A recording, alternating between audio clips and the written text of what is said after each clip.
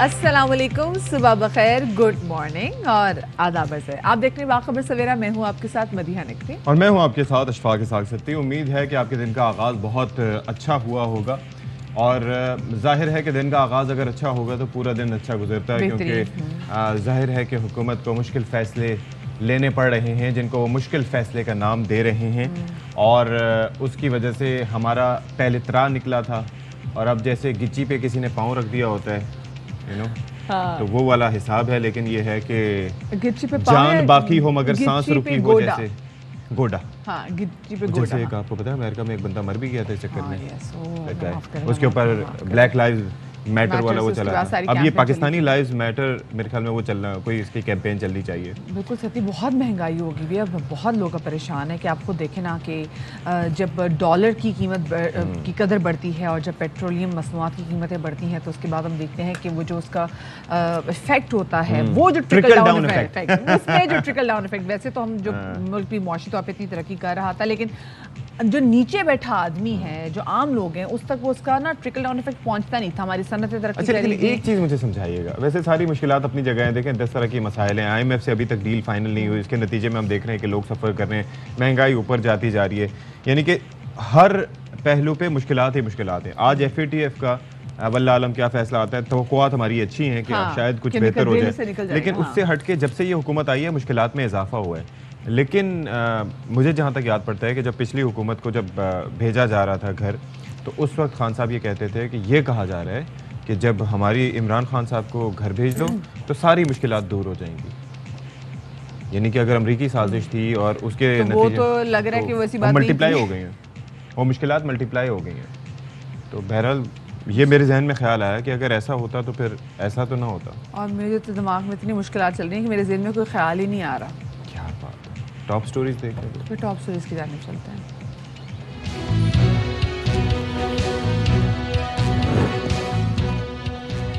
शहबाज हुकूमत ने महंगाई को मुश्किल फैसलों का नाम दे दिया। 20 रोज में पेट्रोल 84 रुपए फी लीटर महंगा। आवाम पर बिजली भी गिरा दी गई। नेपरा ने फी यूनिट कीमत 1 रुपए 55 पैसे बढ़ाने की मंजूरी दे दी। तहरीक इंसाफ का महंगाई के खिलाफ भरपूर एहतजाज का ऐलान। इमरान खान कहते हैं कि महंगाई की खतरनाक लहर आने वाली है। इस तमाशे को खत्म करने के लिए इतवार रात 9 बजे एहतजाज के लिए घरों से निकले।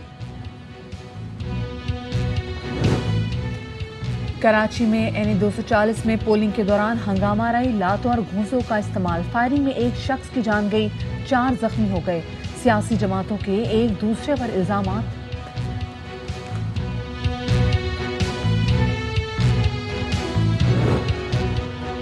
और ज़र ज़मीन का खात्मा एक अलमिया। मौसमियाती तब्दीली, पानी की कमी का सामना है। जंगलात का सफाया खुश्कसाली की बड़ी वजह करार।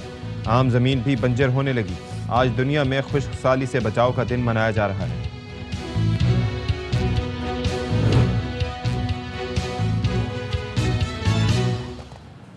बहुत ही दिल की आरजू है कि रोज़ जब आपसे सुबह शो में मुलाकात होती है तो इस टॉपिक के हवाले से बात ना करें, लेकिन क्या करें जी, मजबूरी है, क्योंकि इस वक्त सबसे बड़ा मसला है और ये मसला है महंगाई का। मुल्क में महंगाई दिन ब दिन बढ़ती चली जा रही है और वही बात जो हम स्पेसिफिकली कहते हैं जी कि महंगाई का जिन काबू से बाहर हो गया है, तो वही बात है क्योंकि पेट्रोलियम मसनूआत की कीमतों में हमने देखा कि इतना ज़्यादा इजाफा किया गया, जिसको संभाव में बेजा इजाफा नहीं कह सकती, लेकिन इतना इजाफा किया गया। अगर शायद पहले से हमारे मेंटली तौर पे हमें प्रिपेयर किया जाता, वो जो पहले सब्सिडी दी जा रही थी और अगर पुरानी हुकूमत हमें तरक्याती बजट में से 1 अरब सब्सिडी दे रही थी तो ये भी कर लेते। ये इन्होंने क्यों नहीं सब्सिडी दी? और एक लिमिट होती है ना, मतलब एक उन्होंने भी तो जून तक का वो हदफ रखा था कि जून तक हमने, लेकिन देखें चक्कर ये है, मदिया मेरी बात सुने और समझें। ये जो हुकूमत से बाहर बैठ के बोल रहे होते हैं ना कि सब, पहले हम ज़रा फुटेजेस दिखा लें, ये ज़्यादा इंपॉर्टेंट है कि किस तरीके से पेट्रोल पंप पे लोग आ रहे हैं, किस तरीके से लोग सफ़र कर रहे हैं, किस तरीके से उनके चेहरे पर वीरानी छाई हुई है, परेशान है कि करें कि क्या करें, किस तरीके से अगर नहीं मतलब ये है कि पेट्रोल डलवाएंगे तो जाहिर है कि पहिया जो ज़िंदगी का चल रहा है वो रुक जाएगा और पब्लिक ट्रांसपोर्ट के किरायों में भी इजाफा हो रहा है। अच्छा, एक चीज़ जो है वो मैं तस्करा करना चाह रहा था बेसिकली, वो ये है कि जिस तरीके से ये पेट्रोलियम मसनूआत की कीमतों में इजाफा कर रहे हैं, जिस तरीके से ये डीजल की कीमतों में इजाफा कर रही है, डीजल में तो तबाही फेर रही है इन्होंने, और डीजल अभी पेट्रोल से महंगा हो गया। तो लोग सोच रहे होंगे, आप सोच रही होंगी, वैसे हमारे नाज़रीन सोच रहे होंगे कि इससे हमारी जिंदगी पे क्या असर पड़ता है अगर डीजल महंगा हो गया। भाई आप ये देख लेना कि कार्गो, ये सारी चीजें, ये जो ट्रक्स हैं, गुड्स ट्रांसपोर्ट, ये देखिए ना, फूड ट्रांसपोर्ट, व्हाटसोएवर, एग्जैक्टली जो आपके फल आते हैं आपके शहरों में, जो आपके शहरों में सब्जियां आती हैं, जो आपके शहर में दूसरी जहाँ गंदुम आ रही है, कोई भी चीज ट्रांसपोर्ट होती है, आटा आ रहा है, कोई भी चीज आ रही है, बिल्कुल जो कंटेनर्स आ रहे हैं, उन तमाम तो चीजों की देखें, वो यही कहते हैं ना, जब आप सब्जी वाले के पास हैं और आप कहते हैं भाई सब्जी की कीमत क्यों बढ़ा दी, तो वो कहते हैं भाई वो देखें ना, आप ट्रांसपोर्टेशन का किराया भी तो बढ़ गया, वो उनका किराया बढ़ गया, तो ऑफ कोर्स कपड़ा लेने जाते हैं, तो आप कहेंगे भाई कपड़ा इतना महंगा क्यों हो गया। मतलब सती पिछले मैं मार्केट गई हूँ, तो एक रॉसल का कपड़ा, जो खवातीन मुझे देख रही है वो रिलेट कर सकती होंगी कि एक रॉसल का जो अच्छा सूट आप बना लेते होंगे पहले एक ज़माने में, मतलब देयर वाज अ टाइम जब आप अच्छा 5,000 में बना लेते थे, अब आपको अच्छा वो बनाना है तो वो 10,000 पे वो सिर्फ खाली कपड़ा है, खाली सिर्फ एक कपड़ा है, आप उस पर कुछ भी नहीं कर रहे। तो ये तो हर उसकी सूरत हाल है। तो यहाँ पे खवातीन मुझसे रिलेट कर सकती होंगी। अच्छे जो दुपट्टे बनाने होते होंगे, जो शपून है, अच्छी शपून तो खैर क्रिंकल शपून तो आप अफोर्ड ही नहीं कर सकते, जो नॉर्मल शपून है हम लोगों में। मुझे एक चीज़ समझाएं कि जो चीज़ होती है, हम कभी किसी चीज़ का, जैसे मैं कहता हूँ कि बॉयकॉट नहीं कर पाते। हमारे अंदर, हमारे बहैसियत कौम, अगर कोई भी सब्जी महंगी होगी, फ्रूट महंगा होगा, हम कहेंगे नहीं यार, देयर इज समथिंग स्पेशल, इसमें कुछ है, कुछ खास, ये हमने खरीदना है। बॉयकॉट करें किस चीज का, बेसिक किसी चीज का, टमाटर से लेके किसी भी चीज का, ये जो इस तरह की चीजें होती हैं जिनके खराब होने का अंदेशा होता है, आप कभी एक दिन का बॉयकॉट तो करके देखें। ये जो मीट है, आप उसको देख लें कि उसकी जो चीजें डोमेस्टिकली प्रोड्यूस होती हैं, उनकी कीमतें ऐसे बढ़ जाती हैं, और कहीं पर क्या निर्ख है, कहीं पर क्या निर्ख है, तो मतलब कुछ तो आप हासिल करेंगे ना, लेकिन हमारा मिजाज ही नहीं है भाई। आप अभी रेस्टोरेंट्स पे जाके देखें, नहीं है जी, यहाँ पर हम महंगाई का रोना रो रहे हैं, रेस्टोरेंट्स पे जाके देखें, वहाँ पर उसी तरीके से रश लगा हुआ है, शॉपिंग मॉल में ऐसी खरीदारियां चल रही हैं। देयर इज अ रीजन, क्योंकि एक ऐसी क्लास है जो दिन ब दिन अमीर से अमीर तरफ चली जा रही है, और एक ऐसी क्लास है जो मिडिल क्लास है। मिडिल क्लास तो खैर खत्म हो गई ना इस मुल्क में, श्रिंक होके, बिल्कुल श्रिंक होगी, वो श्रिंक होके ना वो जो है वो लोअर क्लास में चली गई है, तो वो तो बिल्कुल वो भी खत्म होते चले जा रहे हैं। खैर जी, और ऐसे सूरत हाल में जब हम देखते हैं कि लोगों के पास कुछ नई चीज़ खरीदने का पैसा नहीं है, वो हमने देखा जी नवाबशाह में जो रिक्शे वाले हैं, उन्होंने क्या किया जी कि उन्होंने एहतजाज करते हुए अपने ही रिक्शों को आग लगा दी। मतलब मेरा उनसे ये पूछने को दिल कर रहा था कि भाई यही रोजगार कमाने का तुम्हारा तरीका था। अच्छा खैर, जो इनका आगे, जो इनका लीडर है, जो आगे बढ़ चढ़ के सारी बातें करे, एहतजाज करे, मुझे दुख ही हो रहा था कि आपने तो अपने एहतजाज में किसी गरीब का रिक्शा जला दिया ना।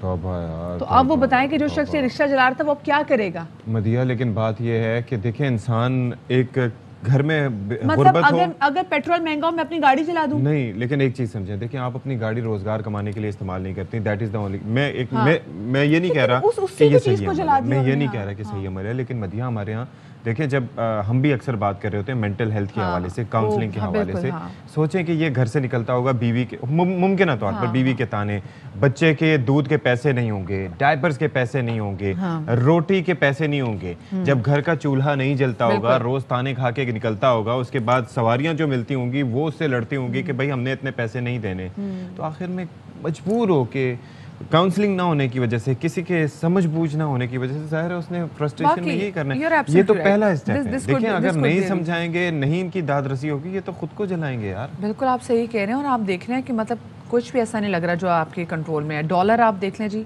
मुल्क की तारीख में सबसे ज्यादा डॉलर की जो प्राइस, डॉलर 207, इससे ज़्यादा जी, इंटरबैंक में इससे ज़्यादा जो है वो ट्रेड कर रहा है। अच्छा, कल हमने देखा कि सेनेट का कल इजलास हुआ, जिसमें सेनेटर शहजाद वसीम ने वज़ीर ख़जाना को ऐवान में बुलाने का मुतालबा किया। उन्होंने कहा यहाँ आए तो सही, कुछ डिस्कस तो करें इस हवाले से, और साथ में उन्होंने कहा कि जब तक मिफ्ता इस्माइल साहब हाउस में नहीं आएंगे वो बजट के हवाले से बहस नहीं करेंगे।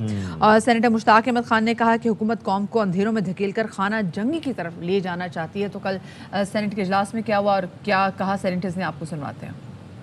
बात होगी सर, ये अफवाह नामंजूर है। बुलाए यहाँ वजीर खजाना को, IMF के नुमाइंदे को। कहाँ पर है वजीर खजाना? कहाँ पर सोए हुए हैं? किस बिल में छुपे हुए हैं? ये आए अवाम का सामना करें। रात को डाके मारते हैं चोरी छुपे अवाम की जेबों पर, और सुबह पार्लियामेंट में बैठना दोबारा नहीं करते। सबसे पहले इनको समन किया जाए। जब तक ये हाउस में आएंगे नहीं आएंगे, बजट पे हम बात नहीं होगी। बुलाए गुलाम को। दरमियान में इशू भी उठाए सर, आ जाएंगे। आप लोग अपने टाइम पे बात करें sir. Leader of the opposition साहब, मिनिस्टर साहब आ गए। सही, वजीर खजाना को अपनाए सर, वजीर खजाना साहब आ जाएंगे। ये कौन सा मुल्क चल रहा है सर? ये मुल्क को आपने कहाँ पहुँचा दिया है? बजट पे बहस करते हैं तो आपके जब ट्रम्प पे आप लोग उस पर बात करेंगे जी। और दूसरी जानब हमने देखा है कि साबिक वज़ीर-ए-आज़म इमरान खान साहब दूसरी जानब उन्होंने भी कॉल दे दी। उन्होंने कहा कि तमाम तर लोग महंगाई के ख़िलाफ़ रात 9 बजे के बाद निकलें, और अगर आप नहीं निकलेंगे तो मज़ीद महंगाई होगी। क्या कहना था इमरान खान साहब का, ये भी सुन लीजिए। मैं सारी अपनी कौम को, हर शोबे को, मैं आज सब आपको दावत दे रहा हूँ। तमाशा मज़ीद और देखना है तो ये याद रखें कि जो आगे महंगाई आ रही है वो इससे बहुत बढ़ के आ रही है। तो मैं सबको आज दावत देता हूँ, इतवार को 9 बजे आपने सबने एहतजाज करना है। अच्छा जी, तो ये जो सिचुएशन है इस पे क्या होने जा रहा है, क्या सिचुएशन है, इस पे ज़रा बात कर लेते हैं। हमारे साथ मौजूद हैं मौशी तज्ज़ियाकार डॉक्टर आबिद सुलेहरी साहब। आबिद सुलेहरी साहब, जाहिर है कि कोई अच्छी खबरें वैसे हम देख नहीं रहे। बिजली के झटके, महंगाई के झटके, फिर ये जो पेट्रोल की कीमतें बढ़ती हैं, डीजल जो बढ़ा है, इसके नतीजे में हम वही एक्सप्लेन कर रहे थे कि किस तरीके से अभी महंगाई का एक नया तूफान आएगा। ये तो हम सारी बातें कर रहे हैं, आगे क्या अगले चंद दिनों में आप क्या एंटिसिपेट कर रहे हैं, क्या होता था देख रहे हैं आप? देखिए सदी साहब, कुछ चीज़ें तो ऐसी हैं जो कि एक्सटर्नल फैक्टर्स की वजह से हो रही हैं, लेकिन हमने 100 डंडे भी खा लिए और अब 100 प्याज भी खाते जा रहे हैं। ऐसे ही ये सारा कुछ अगर अप्रैल में हो जाता तो कम से कम हमारा जो रुपया है वो डॉलर के मुकाबले में स्टेबल रहता। अब ये और IMF जो है वो बजट पे इतना ज्यादा आपको ये पूछगछ भी ना करती, क्योंकि IMF के प्रायर एक्शन जो है वो अप्रैल में मुकम्मल हो जाते। बजट जो है वो थोड़ी सी IMF की स्क्रूटनी से पास हो जाता। वो चूंकि डिस्टेंस डिले करते करते वो जून आ गया, जिसमें कि बजट भी एक प्रायर एक्शन बन गया। तो इस वक्त तो ये सूरत हाल है कि फिलहाल बजट के नंबर जो हैं वो भी IMF के साथ वो टैली हो रहे हैं, क्योंकि उसमें कुछ फ्लॉस थे। रेवेन्यू जो था वो कुछ ओवर एम्बिशियस था। एक्सपेंडिचर्स जो थे उन एक्सपेंडिचर्स को देखा जा रहा है कि कौन कौन से कट हो सकते हैं। इन्फ्लेशन जो है चूंकि पूरी दुनिया में है वो पाकिस्तान में भी रहेगी। हुकूमत जो चीज जिस पे फोकस कर सकती है वो सोशल प्रोटेक्शन है, लेकिन सोशल प्रोटेक्शन पे भी जो नंबर्स हैं 28 अरब रुपए की जो सब्सिडी जिसका वादा किया है वजीर आजम साहब ने 2000 रुपए महीना के हिसाब से, बजट की तकरीर में वो कहा गया था कि 1 साल के लिए है, लेकिन जो नंबर्स हैं जो हमारी कैलकुलेशन है वो 3.5 महीने की है कि 3.5 महीने के उसमें रकम मुख्तस की गई है। या तो हुकूमत 3.5 महीने के बाद दोबारा रिव्यू करके कुछ मजीद उसमें रकम मुख्तस करेगी। कल मैं देख रही थी, अरशद शरीफ साहब के शो में भी यही बात हो रही थी कि ये जो बजट पेश किया गया है, उन्होंने कहा कि सबने बजट के इसके हवाले से बहस तो कर ली, लेकिन किसी ने एक्चुअली बजट को पढ़ा नहीं, क्योंकि बजट के अंदर नीचे डमी बजट लिखा हुआ है, प्रोविजनल बजट लिखा हुआ है। जो प्रोविजनल का जो टर्म इस्तेमाल यहाँ पे की गई है उसका क्या मतलब होता है कि जो हमें नंबर्स वहाँ पर दिए गए हैं ये टेम्पररी नंबर्स हैं या फिर वैसे ही just for the sake of it वो पेश कर दिए गए हैं?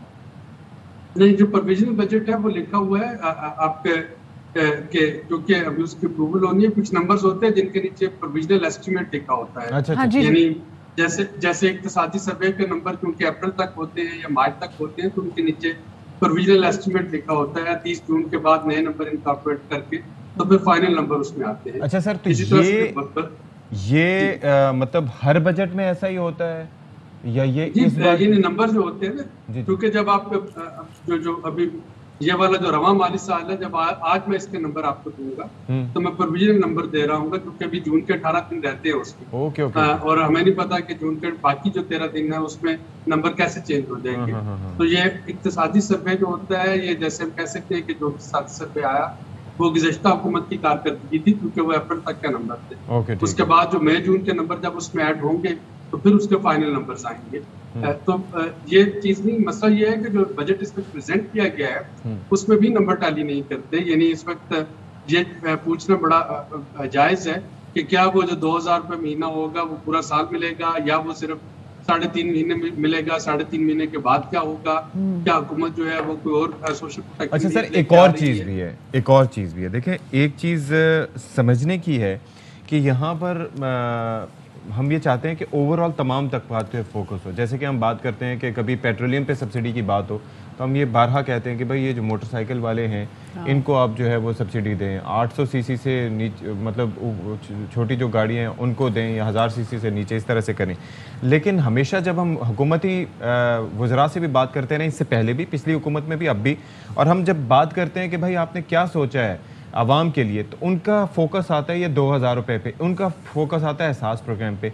ये जो बाकी इलीट क्लास के अलावा हम जैसी मिडिल क्लास या हमसे भी हमारे अलावा भी जो लोग आ जाते हैं, उनका कौन सोचेगा? या आपको लगता है कि हुकूमत के सोच में होता भी है कि वो लोग भी किसी तरह से जी रहे हैं या सफ़र कर रहे हैं? जी देखिए, बिल्कुल ये सोच में होता है और इसी वजह से जो पिछली हुकूमत था उसमें वो जो टारगेटेड सब्सिडी वाली जो प्रपोजल थी वो उस तरीके से नहीं एक्सेप्ट हो सकी और अक्रॉस द बोर्ड रिलीफ जो है वो प्रोवाइड किया गया। मसला ये है कि इस वक्त हम एक IMF प्रोग्राम को बहाल कराने की कोशिश कर रहे हैं और उसमें स्वाय टारगेटेड सब्सिडीज के किसी चीज की गुंजाइश नहीं है। अब अगर हुकूमत टारगेटेड सब्सिडी देना चाहती है कि जी 800 सीसी से नीचे वाले सबको टारगेटेड सब्सिडी देनी है तो IMF को कोई इतराज नहीं होगा, लेकिन उसके लिए आपके रेवेन्यू और आपके एक्सपेंडिचर्स का टैली करना तो जरूरी है। इस वक्त जो रेवेन्यू है उसमें PDL जो पेट्रोलियम डेवलपमेंट लेवी है वो पूरा आने की तवक्को नहीं, जो कि 50 रुपए पर लीटर रखी गई है। हुकूमत इलेक्शन ईयर में वो 50 रुपए पर लीटर नहीं इकट्ठा कर पाएगी। इसी तरीके से जो सूबों का सरप्लस है वो 800 अरब रुपए रखा गया है। 3 सूबों का बजट आ गया और वो ज्यादा से ज्यादा 150 अरब रुपए बन रहा है, बाकी नहीं इकट्ठा होगा। उसी तरह से जो गैस इंफ्रास्ट्रक्चर डेवलपमेंट सेस है 200 अरब उसमें से रेवेन्यू रखा गया है, जो कि लिटिगेशन में है गैस कंपनीज, फर्टिलाइजर कंपनीज, वो भी नहीं आएगा। तो जब आपका रेवेन्यू जो है वो 1 ट्रिलियन रुपीस से शॉर्ट हो रहा है तो आप अपने एक्सपेंडिचर्स को कर्टेल करना पड़ेगा। यही वजह है कि फिर आप बहुत सारी जगहों पे लेकिन हम जब बात एक्सपेंडिचर्स को कर्टेल करने का करते हैं तो वहाँ पे लोगों को समझ में नहीं आती। तो आप डॉक्टर साहब, आपको कहीं लग रहा है कि चीज़ें कहीं ना कहीं बेहतर होंगी? चलें ठीक है जी, इन्होंने सब्सिडी जो है वो ऑलमोस्ट ख़त्म कर दी, इन्होंने पेट्रोलियम मसनूआत पे जो है वो टैक्स भी लगा दिया, चीज़ें भी, क्योंकि ऑफकोर्स आलमी मार्केट में भी देखा जाए तो पेट्रोल की कीमतें बढ़ रही हैं। तो क्या इन तमाम तर स्टेप से आपको लगता है IMF राज़ी हो के वो जो लोन है वो अप्रूव कर देगा और उसके बाद क्या हमारी सूरत हाल कहीं ना कहीं से बेहतर हो जाएगी? बेहतरी की कुछ मतलब उम्मीद है? मेरा हज ये है कि इस वक्त जो पर्सनल इनकम टैक्स स्लैब्स हैं और जो उस पे जो परसेंटेजेस हैं वो रिव्यू हो रही हैं, वो रिवाइज हो रही हैं। जब वो रिवाइज होती है तो शायद IMF जो है वो फिर अपना ट्रांच रिलीज करने की तरफ आ जाए। एक और जो अच्छी खबर हमें मिल सकती है वो FATF का रिव्यू, जी FATF का रिव्यू है। माद अजहर साहब ने उसको बहुत अच्छे तरीके से लीड किया था और वो जो रिव्यू है वो नाज़रीन के लिए बताता चलूं कि वो 31 मार्च तक के जो इक़दाम हैं उनका रिव्यू हो रहा है। सही। और अगर उसमें इंशाल्लाह पाकिस्तान ग्रे लिस्ट से निकल आता है तो जो पाकिस्तान की क्रेडिट वर्दीनेस है और जो ईज ऑफ डूइंग बिजनेस है, कॉस्ट ऑफ डूइंग बिजनेस, वो बहुत बेहतर हो जाएगी। तो लेट्स सी, देखते हैं कि जुलाई जो है वो हमारे लिए क्या देगा। हाँ जी, लेट्स होप सो। ये बड़ी अच्छी बात है कि अगर ये हो जाता है और बिलाशुबा उससे काफ़ी फ़ायदा होगा। बहुत शुक्रिया आबिद सुलैरी साहब हमारे मौजूद थे। अच्छा, मैं ये बात कर रहा था कि जिस तरीके से हम एक्सपेंडिचर्स की बात करते हैं तो गवर्नमेंट कदम आगे बढ़ाए, अपने अखराजात कम करे, वज़रा के प्रोटोकॉल्स और वज़ीर आज़म साहब का प्रोटोकॉल और ओवरऑल सबके प्रोटोकॉल्स पे होना चाहिए। उसमें देख रहे थे खैबर पख्तूनख्वा में जो आग लगी हुई थी, देख ली वज़ीर आला खैबर पख्तूनख्वा में, तो वो जहाज से पूरा वो कर रहे थे, मतलब आप पानी फेंक रहे थे? नहीं, पानी नहीं, सिर्फ जायजा निकले हुए थे। पानी ले जाते साथ यार, मतलब ऐसा नहीं होता कि हम चलते फिरते सामान एक्स्ट्रा ले जाते हैं, यार तू उधर जा रहा है वो सामान ले जा, नहीं तो ऐसे में वो पानी थोड़ा सा बहुत सारी शाख खर्चियां हैं, मतलब इट्स नॉट ओनली प्रोटोकॉल्स, लेकिन और बहुत सारी शाख खर्चियां जो कि कम की जा सकती हैं, मतलब हर शोबे से होनी चाहिए। क्योंकि अच्छा, हमने एक चीज़ वैसे नोट की है कि मुश्किल वक्त जब भी होता है, जैसे कोविड के दिन थे उस वक्त भी फ़ौज पाकिस्तान ने भरपूर तरीके से साथ दिया। मुश्किल की कोई भी घड़ी होती है तो पाक फ़ौज आगे बढ़ के साथ देती है, लेकिन दीगर इदारों को भी आगे बढ़ना चाहिए, उनको भी अपना काम करना चाहिए, उनको भी अपने सैलाब आ जाए, कहत साली हो, तुम देखते हैं पाक फ़ौज हर जगह आगे होती है, ठीक है, उनके रिलीफ फंड्स लेके, उनके मेडिसिन लेके जा रही है। मेडिकल कैंप वैसे भी मेडिकल कैंप वो लगा, पाक फ़ौज लगा रही है, फिर थर में लग रहा था, एग्जैक्टली वो कहत साली हमने वहाँ पे देखी, फिर इसके बाद वहाँ पे फूड प्रोवाइड कर ली थी लोगों को।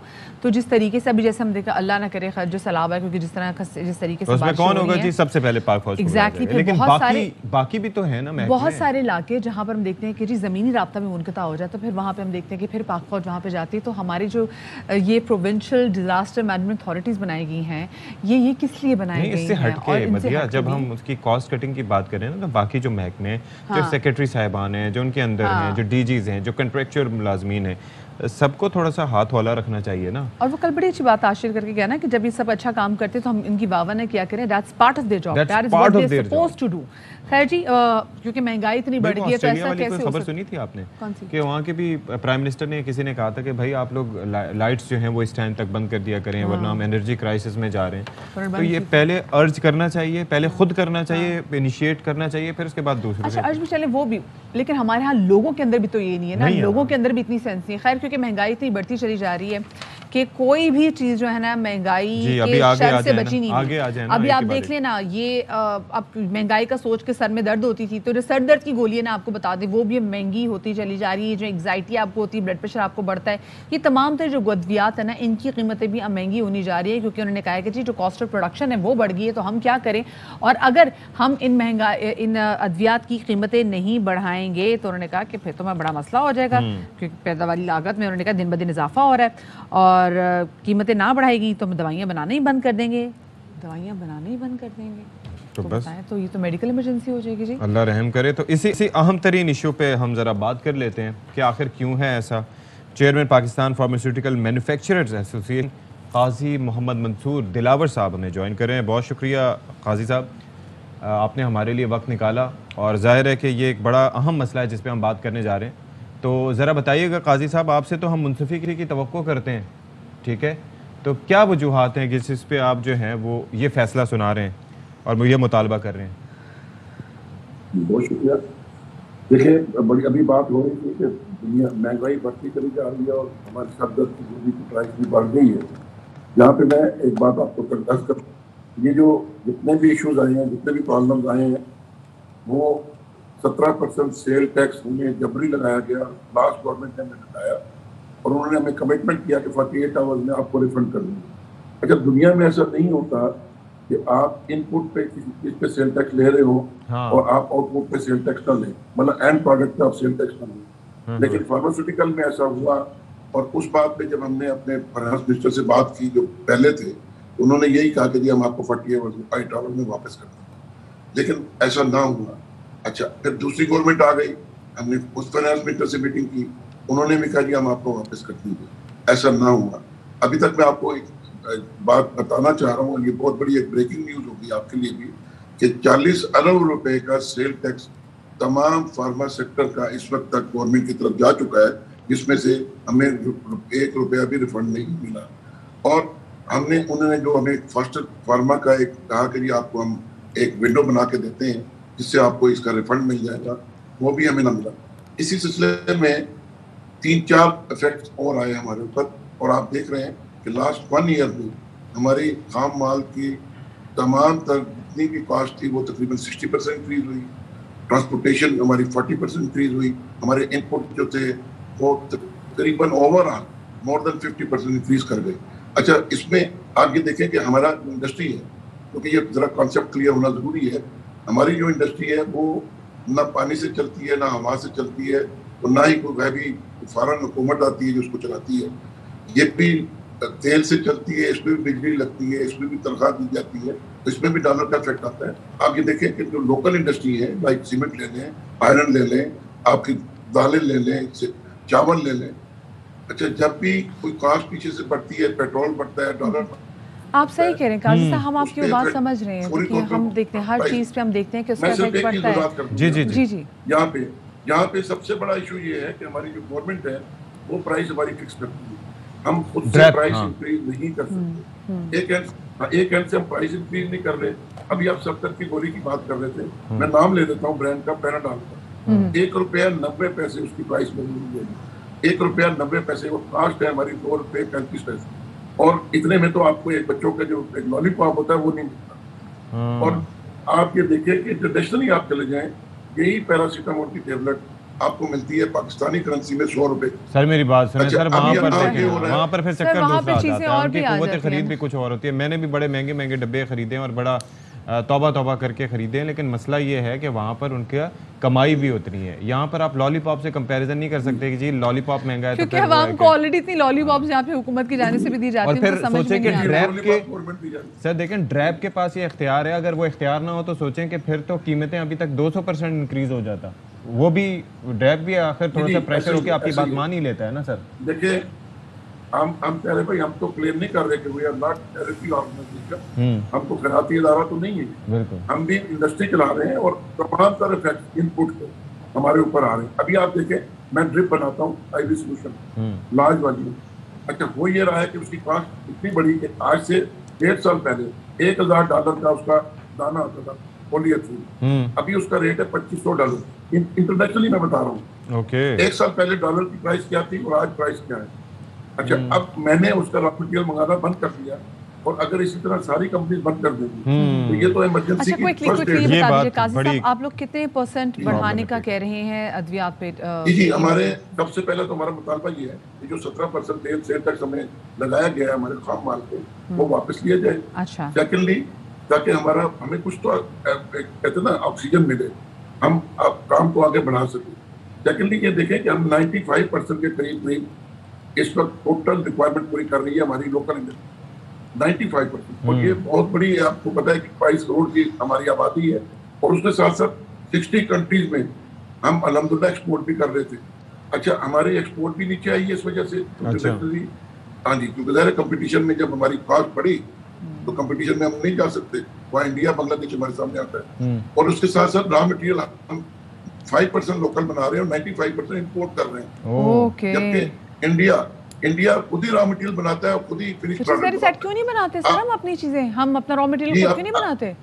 जी इसमें भी गवर्नमेंट की पॉलिसी है, लेकिन अब अल्हम्दुलिल्लाह हमें लास्ट इसी साल गवर्नमेंट ने नई पॉलिसी दी है और अब इस इंडस्ट्री में आ रहे हैं। अच्छा यानी कि एक तो आप ये कह रहे हैं कि वो सेल्स टैक्स आप पे खत्म किया जाए खाम माल पे, दूसरा आप लोग ये कह रहे हैं कि प्रपोज्ड इजाफा वैसे कितना है? सुनने में आ रहा है 20% आप करना चाह रहे हैं। जी बिल्कुल बिल्कुल ऐसा ही है जी। अल्लाह, क्योंकि इस वक्त जो हमारी कॉस्ट है मोर देन 50% बढ़ चुकी है, उसके बावजूद हम अभी भी एहसास कर रहे हैं। ठीक है, आप लोग चाह रहे हैं कि आप लोगों का जो टैक्स जो लगाया था, GST लगाया था, तो वो खत्म किया जाए, और ये बढ़ाना चाह रहे हैं 20% देन ओवरऑल। हाँ जी, और वो 40 अरब भी रिफंड हो।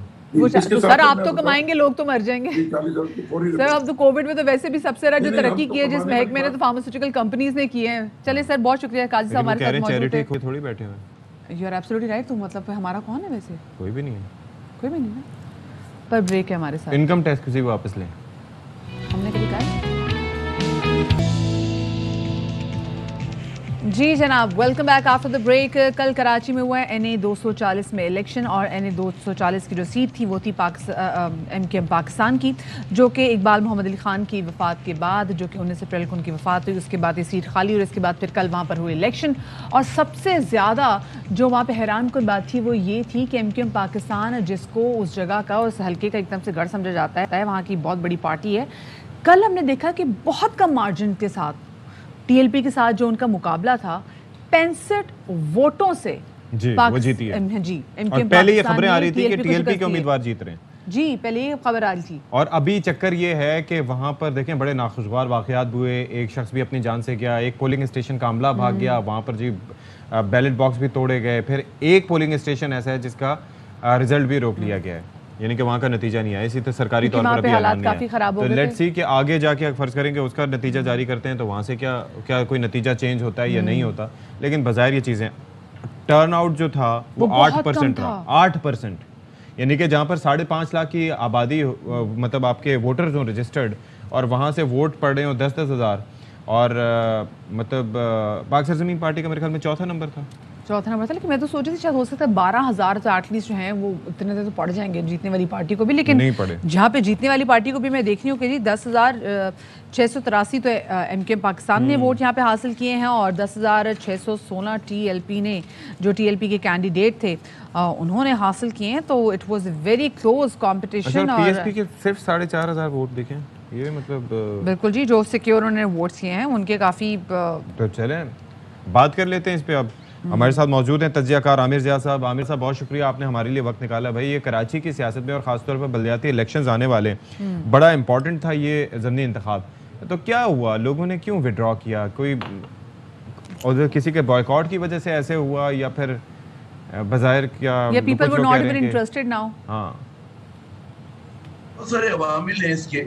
पहली बात हुई कि अगर मुत्तहिदा कौमी मूवमेंट फर्ज करें कि 65 वोट से जीतती भी है, तो मैं समझता हूँ एक तरह की सुक्की हुई है उसकी, जी। वे इस कॉन्स्टिट्यूंसी में उसने बेशुमार वोट लिए, बड़ी बड़ी लीड्स के साथ उसने हमेशा इलेक्शन जीता है। तो 10,600 जो आप बता रहे हैं, थोड़े से जो वोट है, और 65 वोट की मेरे ख्याल में इनको बढ़तरी हासिल है। तो ये तो कोई बढ़तरी नहीं हुई। तो इसमें एक तो मुत्तहिदा कौमी मूवमेंट की एक सुर्खी भी है, और उसके लिए जो आने वाले जनरल इलेक्शंस हैं उसके लिए खतरे की घंटी भी है। कराची में उसके लिए कितने बड़े बड़े चैलेंजेस हैं। अच्छा, दूसरी बात जो इसमें यहाँ होती है वो ये कि जनाब हमारे इलेक्शन कमीशन जो है उसने जिस तरह के इंतजामी मामलात की जो शिकायत थी कि उन्होंने एंड पोलिंग के दौरान जो है बाद उन्होंने कहा उसमें पोलिंग स्टेशन पे कि कमरे तब्दील करें क्योंकि वहां पे हमने कैमरे लगाए। उन्होंने इलेक्शन स्टाफ को गाइडेंस नहीं दी हुई थी, और फिर जो भी जिस तरह से जो कुछ हुआ है, तो ख्याल में इलेक्शन कमीशन भी एक्सपोज हो गया कि वो एक बाय इलेक्शन जो है वो प्रॉपर तरीके से नहीं करा सके। ये भी एक मेरे ख्याल में खतरे की घंटी है हमारे लिए। अच्छा, तीसरा फिर जो है कि लॉ एंड ऑर्डर का सिचुएशन कि एक कॉन्स्टिट्यूंसी में संभाला जाना चाहिए था, लेकिन अगर वहां पर भी इतनी कहते हैं जोरदार फायरिंग हुई है, तसादुम हुआ है, तो उसमें जो हमारी लॉ एनफोर्समेंट एजेंसीज हैं उनके किरदार पर भी सवालिया निशान है। Sir, was that anticipated? ये लेकिन ये नजर ओवरऑल एक विड्रॉल इफेक्ट क्यों नजर आ रहा है हमें कि ना अवाम इंटरेस्टेड थे, ना ही अमला इंटरेस्टेड था, और ना ही जो पुलिस या कानून नाफिज करने वाले इदारे जो थे वहां पर? लगता क्या है आपको? तरफ आ रहा हूँ कि इस वक्त जो लोगों में नजर आया है कि इसमें अब कई लोग क्लेम कर सकते हैं, जाहिर है कि पाकिस्तान तहरीक इंसाफ कहेगी कि हमने जो है वहां पर हो सकता है कि जी एमसीएम लंदन जो है वो दावा करे कि बहुत से लोग जल्दी नहीं निकले।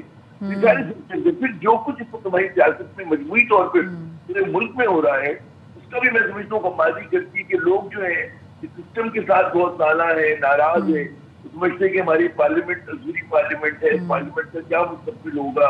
हम बाई इलेक्शन तो करा रहे हैं, जिता भी थे, वो पता नहीं 2 महीने रहता है, साल भर रहता है, 6 महीने रहता है।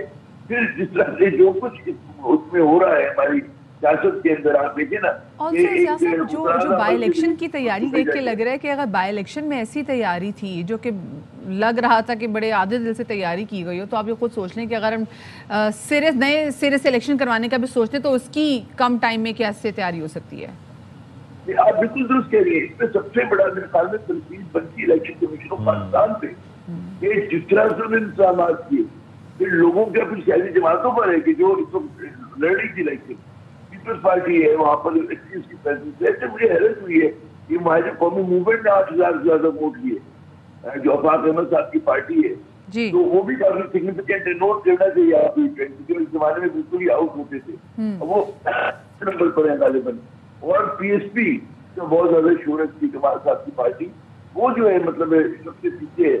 ये भी मेरे ख्याल में इंडिकेशन है कि किस्मत जारी, लेकिन एमक्यूएम वाले बहुत परेशान होंगे, और अगर वो जीत भी जाती है सीट आपकी के मिसाइल आने के बाद, तो भी उनके लिए मेरे ख्याल में जो उनकी लीडरशिप है खालिद महमूद और दीगर आमिर खान साहब, उनके लिए जो है वो स्लाइड होनी चाहिए तौर पे, क्योंकि जो अपने एक मजबूत रस्ते में जो उनके साथ हुआ है, बड़ा सवाल निशान। बिल्कुल ऐसा ही है। तो अब what's next for the future, क्या लग रहा है आपको? एक तो ये है कि फ्यूचर क्या देख रहे हैं जो पॉलिटिकल पार्टीज हैं, पीएसपी का क्या फ्यूचर आप देख रहे हैं? 4,500 के करीब वोट उन्होंने यहाँ पर से हासिल किए, मतलब और एक अरसे से वो कम्पीट कर रहे हैं। 2018 के इलेक्शन में भी हमने देखा था कि मुस्तफा कमाल साहब ही वाज वेरी ऑप्टिमिस्टिक। अब क्या लगता है आपको? सियासत में ये होता है कि आपको तो रजाई पसंद होना चाहिए, ऑप्टिमिस्टिक होना चाहिए।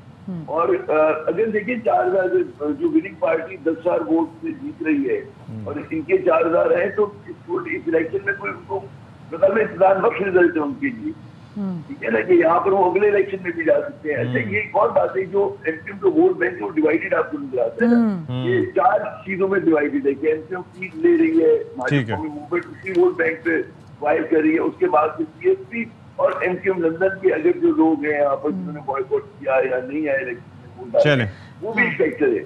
तो यहाँ पर मैं समझता हूँ कि लेकिन MQM London is not even a जमात ना हो ना, अब तो वो है ना, वो इलेक्शन में हिस्सा ले सकती है ना वो कुछ कर सकती है, वो एक बैंड आउटफिट है। दूसरी जानिब हम देख रहे हैं कि टीएलपी जिस तरीके से मकबूलियत हासिल कर रही है, तो उससे भी हम देख रहे हैं कि बहुत वोट बैंक जो है वो टूटे। पहले भी हमने पिछले इलेक्शन में भी देखा कि पाकिस्तान तहरीक इंसाफ का वोट बैंक उसकी वजह से टूटा, पाकिस्तान पीपल्स पार्टी का वोट बैंक उसने मुतासर किया, एमक्यूएम पाकिस्तान का वोट बैंक उसने मुतासर किया। तो ये भी बड़ा थ्रेट है इन पार्टीज के लिए।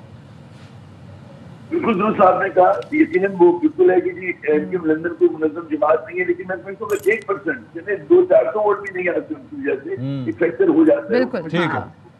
फिर अच्छा उसी तरह मैं दूसरी अर्ज करूँ कि टीएसपी का बड़ा जो राइज है, बड़ा सिग्निफिकेंट है, और वो जो यहाँ की रिवायती मजहबी जमातें हैं उनके लिए जाहिर है कि इसका मतलब है कि वो सबसे आगे एंगेज की हुई उन्होंने ना, आपकी जमात इस्लामी नजर नहीं आ रही है, आपको JUI का मुझे नहीं पता यहाँ पे क्या सूरत हाल थी। तो आप ये देखें कि फिर टीएसपी अगले इलेक्शन और जिस तरह से उनको पुरजोश हिमायत वाले जमाने में कराची में जो यूपी के पास ये बरेलवी वोट बैंक हुआ करता था, अगर आप याद करें माजी में आई तक, और उसको हटाकर उसको गिराकर जो है आगे बढ़ी थी।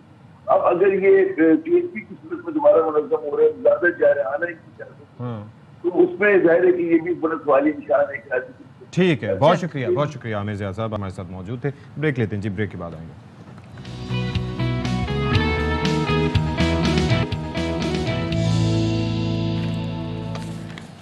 जी जनाब, तो welcome back after the break. आज दुनिया भर में सहरा ज़दगी और खुशहाली से हिफाजत का दिन मनाया जा रहा है, और इस दिन को मनाने का जो बेसिकली मकसद है वो खुशहाली के असरात में कमी से मुतालिक आगाही और शऊर बेदार करना है।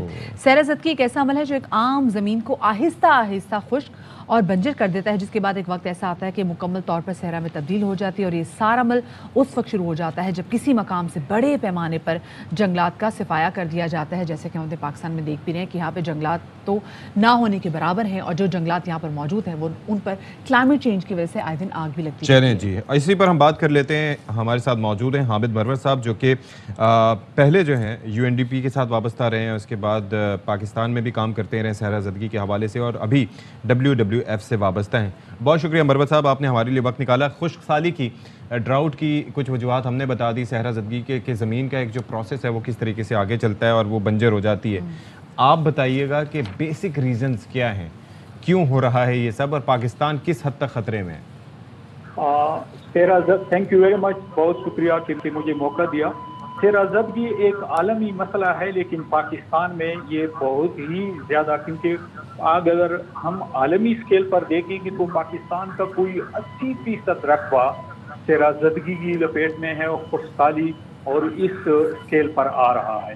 इसकी अगर वजूहात में हम चले जाएं तो इसकी कुछ फितरी या नेचुरल वजूहात हैं, और कुछ फिर हमारे मैन मेड या इंसान की पैदा करदा हमारी एक्टिविटीज़ की वजह से बहुत ज़्यादा ऐसे एक्टिविटीज़ हैं जिसकी वजह से सहरा ज़दगी, लैंड डिग्रेडेशन और ज़मीन की पैदावारी इन्हितात में कमज़ोरी हो रही है।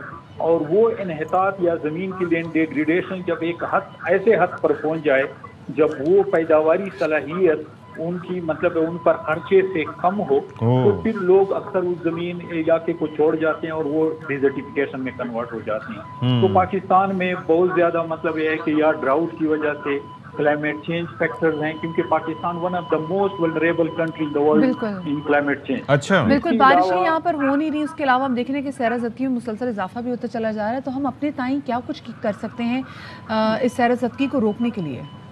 तो मैं ये बता रहा था कि एक तो डिफॉरेस्टेशन भी हो रही है, फिर हमारे यहाँ जो वजूहात को मैं ज़रा पहले एक्सप्लेन करूँ कि हमारी आबादी में बेतहाशा इजाफा हो रहा है, जिनको खुराक की ज़रूरत है, जिनको कपड़ों की ज़रूरत है, जिनको रिसोर्सेज की ज़रूरत है। फिर इसके अलावा हमारे जो चरागाहें हैं उन पर जानवरों की उनकी इस्तेदाद से ज़्यादा मतलब वहाँ चर रहे हैं, जिसकी वजह से हमारी चरागाही डिग्रेड हो रही है, हमारी ज़री ज़मीनें डिग्रेड हो रही हैं, और वो आखिर में कन्वर्ट होकर डिजर्टिफिकेशन पे।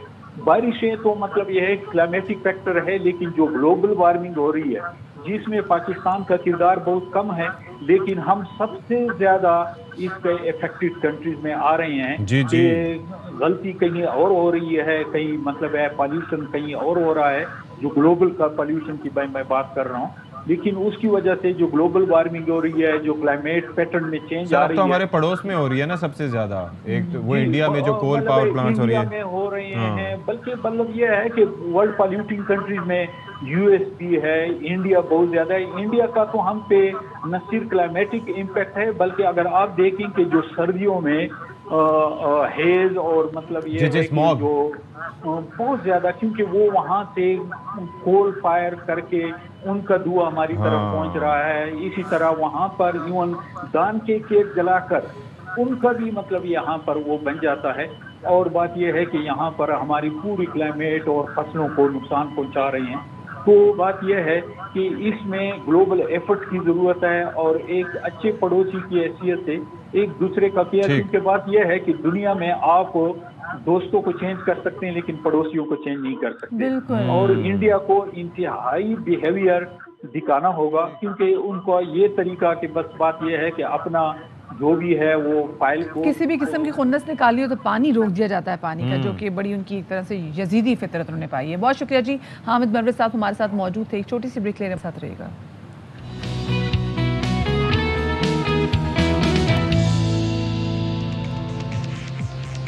लो जनाब, बाखबर सवेरा में एक बार फिर से आपका खैर मकदम है। आपको एक बार फिर से सलाम अर्ज करते हैं जिन लोगों ने हमें अभी ज्वाइन किया है। जुर्माना तो आप पे पड़ेगा कि क्यों अभी ज्वाइन किया है। अगर आपने अभी ज्वाइन किया है तो आपको 9 बजे स्क्रीन के सामने ग्लू होकर बैठ जाना चाहिए। सड़कों पर ट्रैफिक रुक जाती है जब हमारा शो शुरू होता है। ट्रैफिक सिग्नल पे भी आ रहा होता हमारा शो क्या? नहीं, लोग घरों में जाके पहले शो देखते हैं फिर आते हैं, ये मेरा मानना है। तो ट्रैफिक क्यों रुकती है? इसी वजह से ना, मुझे लगा पेट्रोल खत्म होने से रुक गई। आपको मोबाइल स्ट्रीमिंग का नहीं पता YouTube पे? Yes, you are absolutely right. क्या मसला है यार, मतलब। अच्छा जी, एक सीरियस बात यहाँ पे करनी। कल मैंने रात में देखा कि पाकिस्तान मुस्लिम लीग नून के जो रहनुमा है दानियाल अजीज़ साहब, कल उनका बहुत बुरा एक एक्सीडेंट हुआ है और कुछ वीडियोस भी हमारे सामने आई हैं। तो अल्लाह पाक से, आज जुमे का दिन भी है, तो अल्लाह पाक से दुआ है कि आज के दिन के सदक़े में उनको शिफाए कुली अता फरमाए, क्योंकि जो उनकी हालत देखी थी, जिस तरीके से वो खून में लथपथ थे, अल्लाह पाक उनको लंबी ज़िंदगी दे, लंबी ज़िंदगी दे।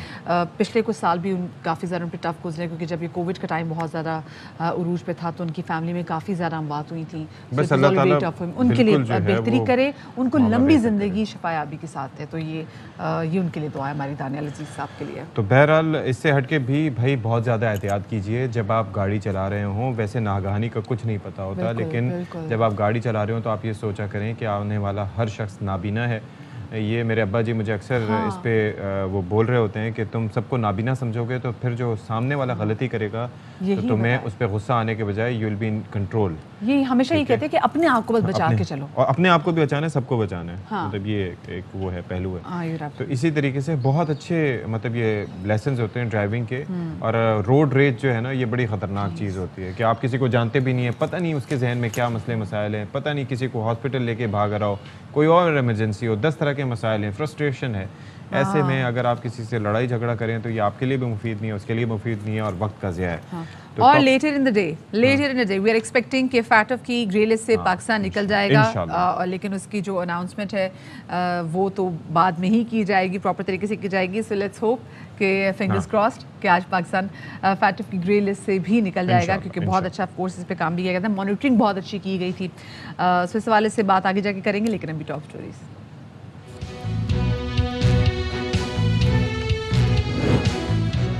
Martial art master Rashid Naseem ने रिकॉर्ड्स का रिकॉर्ड बना डाला। मजमूई तादाद 78 हो गई। ननचक्कू कैटेगरी में सबसे ज्यादा रिकॉर्ड अपने नाम किए। इंग्लैंड के चिराग लोखा को भी मुकाबले के बाद हरा दिया। कोरोना वबा का खात्मा 2 बरस बाद आलमी आज़मीन इस साल हज अदा कर सकेंगे। तैयारियां जोर शोर से जारी। सऊदी वजारत खारजा के मुताबिक ख़वातीन का महरम वो शख्स होगा जिसने गुज़िश्ता 5 बरस में हज अदा ना किया हो। अब पंजाब की जेल में मौजूद कैदी और उनके घर वालों के लिए जिंदगी आसान। महकमा जेल खाना जात ने अपनी ऐप जारी कर दी। घर वालों के साथ कैदी भी अपनी शिकायत दर्ज करवा सकेंगे।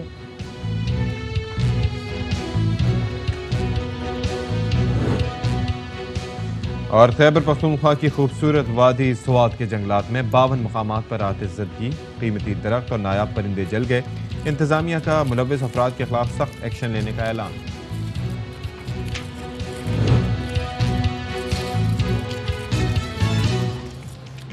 अच्छा जी, जिस तरीके से हम बात कर रहे थे कि भाई बजट के हवाले से काफ़ी सारे ये आदाद व शुमार का एक तो गोरख धंधा है, काफ़ी हेर फेर इसमें होती है और कई चीज़ें जो होती हैं जो कि ठीक नहीं होती। तो इस पर हमने अपने पहले सेगमेंट में बात भी की थी आबिद सुलेरी साहब से, और हमने उनसे पूछा था कि भाई अशफाक साहब जो कि माहिर मौशियात हैं, वो ये कहते हैं कि ये जो बजट है ये एक प्रोविजनल इसके नीचे लिखा हुआ है, तो ये डमी बजट है।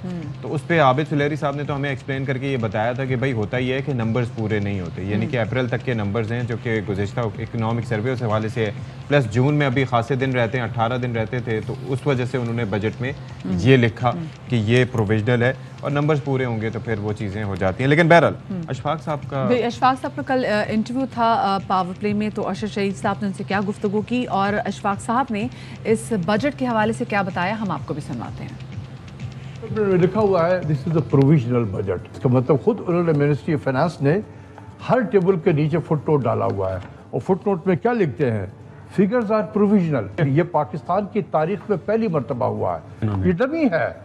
ये आपको जो नंबर शंबर इसमें नजर आ रहे हैं, ये सब चेंज हो जाएंगे ये, क्योंकि नया बजट, नया नंबर आपको बजट सेशन के दौरान मिलेगा, क्योंकि अभी IMF के साथ हमने बातचीत करनी है। ये टैक्स के जो टारगेट वगैरह 7,000 बिलियन है, ये IMF कभी एक्सेप्ट नहीं करेगा। फेडरल बजट को देखें तो इसमें से आपको खुशबू आ रही होती कि इलेक्शन की तैयारी है। एक ही हल है, और वह है कि जितनी जल्दी आप इस लॉक जाम को ख़त्म करें। इसका एक ही रास्ता है, free, fair and transparent election. तो पता नहीं कि कल क्या होने वाला है। इस माहौल में रहते हुए, इस सियासी तनाव में रहते हुए आप पूरा टर्म पूरा करेंगे, मईशत बर्बाद हो जाएगी। जिस दिन आप ऐलान करेंगे, आप देखेंगे कि जो सियासी टेम्परेचर इस वक्त आसमान पे पहुंचा हुआ ज़मीन पे आ जाएगा। चलें जी, ये तो अशफाक साहब का मौक़िफ़ था, और जाहिर है कि वो तो उन्होंने तो इलेक्शन का मुतालबा भी कर दिया है, क्योंकि वो कह रहे हैं कि ये डमी बजट है। अच्छा, ये एक जो टैक्सेशन के हवाले से उन्होंने बात की, ये बिलाशुबा ठीक है, क्योंकि जिस दिन हम बजट ट्रांसमिशन कर रहे थे मदिया, तो उस दिन ये था कि उस बजट ट्रांसमिशन से पहले IMF के हवाले से ये खबर थी कि मुज़ाकरात जो है ना, ये टैक्स हदफ के हवाले से वो डेड लॉक का शिकार है। तो वाक़ईतन ये बात तो अपनी जगह ठीक है, और IMF से जब मुज़ाकरात हो जाएंगे तो फिर नई शराइत पे कुछ मज़ीद भी बजट में चेंजेस होंगे, विच इज़ ड्यू।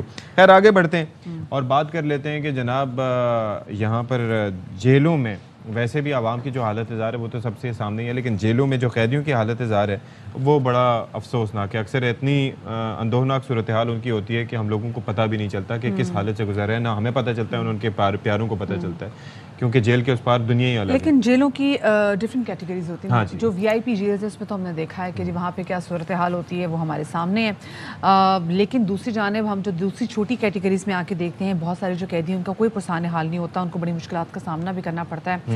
तो इसको मद्देनजर रखते हुए पंजाब के महकमा जेल खाना जात ने कैदियों और उनके अहल खाना की सहूलत के लिए मोबाइल ऐप एक मुतारफ करा दी है। पंजाब की जेलों में कैदियों से नारवा सलूक और जेल मुलाजमीन की करप्शन की शिकायत पर जो दरख्वास्त है वो जमा करने की झंझट दूर कर दी गई है, और महकमा जेल खाना जात ने एक मोबाइल ऐप ऐसी मुतारिफ की है जिसको मोबाइल पर डाउनलोड करने के बाद आप ये जो अपनी शिकायत है इनकी जो भी है वो इस ऐप के थ्रू भिजवा सकते हैं, और 24/7 इस ऐप पे जब भी आप चाहें it would be working.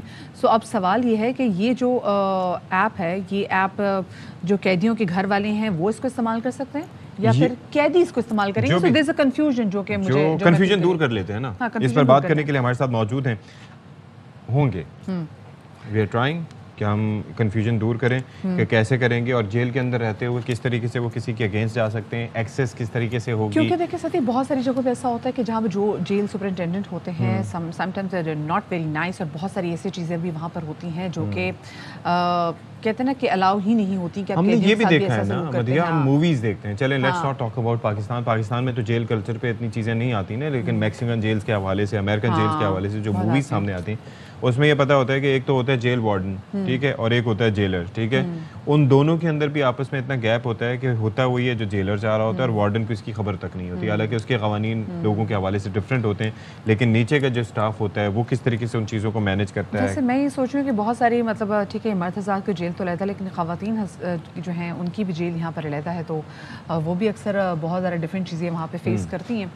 So I am sure कि ये जो ऐप है ये जब उनके घर वाले उनसे मिलने आते होंगे, उनको इजाज़त मिलती होगी, तो फिर वो उनके साथ बात कर सकते हैं, वो कन्वे कर सकते हैं, और फिर आगे से शायद घर वाले जो हैं वो ऐप के थ्रू जो उनकी शिकायत है वो आगे जाके कन्वे कर सकते हैं। स्टाफ होगा मतलब, और मतलब शिकायत ज़रूरी भी हो सकती है, गैर ज़रूरी भी हो सकती हैं। ये किस तरीके से मतलब ये इस पे बात बाजी कोई गेस्ट अगर हैं तो हम इनकी तरफ गेस्ट की तरफ जाएंगे, वरना फिर हम नेक्स्ट स्टोरी की तरफ चलते हैं। चले जी, हम ज़रा इस हवाले से आगे जाके बात करेंगे। आईजी जेल खाना जात मिर्ज़ा शाहिद सलीम बेग साहब को हम कोशिश करें कि हमारी इस हवाले से बात हो सके, और वो जो कंफ्यूजन है इस हवाले से कि जो ऐप का इस्तेमाल किया कैसे जा सकेगा, आया ये कैदी खुद करेगा। चले जी आगे मुबारक हो। तो आईजी जेल खाना जात मिर्ज़ा शाहिद सलीम बेग साहब हमारे साथ मौजूद हैं। बेग साहब बहुत शुक्रिया, आपने हमारे लिए वक्त निकाला। हम आपके मुंतज़िर थे और आप क्योंकि सवालात इतने हमारे जहनों में जन्म ले रहे हैं, तो I hope you are doing well. तो ज़रा बताइएगा कि ये जो एप्लीकेशन है ये हाउ विल इट वर्क, क्योंकि देखें सवाल बेसिक जहन में ये है कि जेल की दुनिया अलग है, वहाँ पर बज़ाहिर तो मोबाइल फ़ोन तक एक्सेस या किसी चीज़ तक एक्सेस नहीं होती, सारा कुछ जेल स्टाफ के कंट्रोल में होता है। तो ऐसे में अगर उसी स्टाफ के ख़िलाफ़ शिकायत करनी होगी तो वहाँ पर रहते हुए, जंगल में रहते हुए शहर से बाहर कैसे मुमकिन होगा? बिल्कुल दुरुस्त सुनाया आपने। बज़ाहिर लगता है कि ये नामुमकिन है, लेकिन हमने कंप्लेंट मैकेनिज़्म बड़ा वसी कर दिया है। हमने एक तो 38 जेलों के अंदर PCO बना दिए हैं। प्रिजनर जो से हैं वो हर हफ्ते 30 मिनट बात कर सकते हैं अपने घर वालों से, 5 गिवन नंबर पे वो बात कर सकते हैं। तो उनकी बाकायदा आवाज़ रिकॉर्ड होती है ताकि वो किसी इलीगल एक्टिविटी का हिस्सा ना बने। सिमिलरली हमने इंस्पेक्टोरेट ऑफ प्रिजन्स में एक कंप्लेंट मैकेनिज्म बनाया है, पूरा सेंटर बनाया है, और प्रिजनर जो से हैं अब उसी PCO के ज़रिए जहाँ से वो अपने घर में बात करते हैं वहाँ से कंप्लेंट सेंटर में बात कर सकेंगे, बल्कि कर रहे हैं आज तक। और 700 से ज़्यादा हमें कंप्लेंट्स वसूल हुई जेलों से, जिनको फौरी तौर पर एड्रेस किया गया। हमारा स्टाफ चाको चौबंद 24 घंटे बैठा होता है, और प्रिजनर जो से है एक ख़ास कोड जो दिया गया है हर PCO को, वो दबाकर बात कर सकते हैं। और jail how would this application work, ये कैसे काम करेगी? जो शिकायत के अंदर आ जाए वो कौन करेगा? और यही सवाल था हमारे ज़हनों में, जिसका जवाब मोबाइल ऐप की सूरत में आया कि घर वाले जो उनसे हैं या अजीज़ व अकारब या आम शहरी, उनको एक्सेस दी जाए कि वो अपने जो कैदी हैं अजीज़ व अकारब जेल के अंदर बंद, उनके मुताबिक कोई भी प्रॉब्लम हो तो वो जेल हुकूम को कंप्लेंट कर सके ताकि उनकी कंप्लेंट जो सी है वो रिड्रेस हो सके। But also how would they get to know कि उनके जो अपने हैं जो जेल में हैं मौज के एज अ कैदी मौजूद हैं, उनको कोई मसला हो? क्योंकि बहुत सारी जगहों पे ऐसा होता है कि जो कैदी होते हैं उनको मिलने भी नहीं दिया जाता, या फिर ऐसे सख्त माहौल पैदा कर दिया जाता है कि कोई ऐसा जो मैसेज हो वो कन्वे ही नहीं कर पाते। तो कैसे पता चलेगा? या घर वाले ये कह सकते हैं कि जी कुछ मसला लग रहा है, कैसे? जी मैं अर्ज़ करता हूँ, एक तो हफ्ते में 2 मुलाकातें होती हैं तकरीबन हर कैदी की, और बिलमुशाफा जब वो मिलता है अपने अजीज़ व अकारब से तो वो बात बता सकता है कि मुझे ये प्रॉब्लम है, मेरे साथ कोई ज़्यादती हुई है, मुझे खाना ठीक नहीं मिल रहा, मेरे प्लेस ऑफ कन्फाइनमेंट का कोई इशू है, या मेरी रहाई बनती है और जेल हुकाम मुझे रहा नहीं कर रहे, या मुझे कोर्ट पे जाना था और कोर्ट प्रोडक्शन के लिए नहीं भिजवा रहे, या मैं बीमार हूँ तो मुझे दवाई नहीं दी जा रही। किसी तरह की भी कंप्लेंट हो तो वो फिजिकली डायरेक्ट अपने अजीज़ व अकारब से कर सकता है। ठीक है। लेकिन दूसरी साइड पर वो PCO से भी कंप्लेंट कर सकता है। वो कैसे? और तीसरी साइड पे हमने लोगों को अपने अजीज़ व अकारब के जरिए, अच्छा ठीक, कि वो एक तो PCO के जरिए हो गया ना, और दूसरा अजीज़ व अकारब PTCL लैंडलाइन पे नंबर डायल करके कॉल कर सकते हैं। मोबाइल नंबर हमने दे दिया है, व्हाट्सएप नंबर दे दिया है, और अभी हमने मोबाइल ऐप लॉन्च कर दिया। अच्छा सर ये बताइएगा, किसी भी तरीके से ये ज़रा हम जानना चाहेंगे कि ये जो ऐप आपने लॉन्च की है, और जाहिर है कि इसके अंदर अब जेल में, वैसे आपके जिस जेल को आप कंट्रोल कर रहे हैं उसमें हैं कितने कैदी सर?